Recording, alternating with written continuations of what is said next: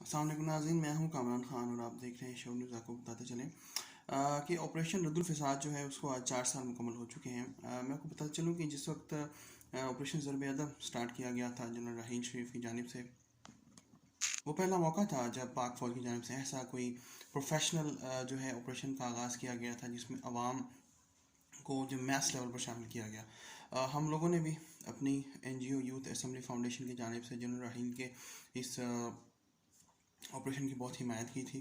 پھر پنجاب میں جو دہشت گردی ہو رہی تھی، فرقہ واریت بڑھ رہی تھی، اس حوالے سے ہم نے رینجرز کو طلب کرنے کا مطالبہ بھی کیا تھا۔ جو لوگ کر رہے تھے ہم ان کے ساتھ تھے۔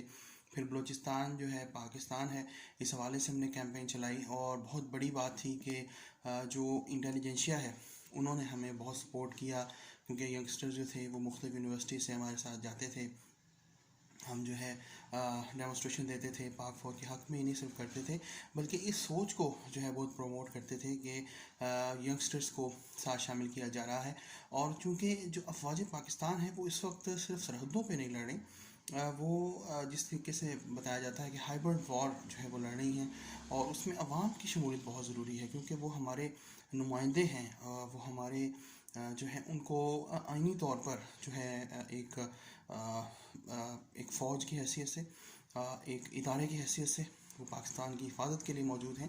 اور ہم جیسے ینگسٹرز جو ہیں اور جو انٹیلیجنسیا ہے، جو کہ سول جو انٹیلیجنسیا ہے، ان کو بہت سپورٹ کرنے کی ضرورت ہے اس بیانیے کو، اس نیریٹو کو، تاکہ ہمارا ملک مضبوط ہو۔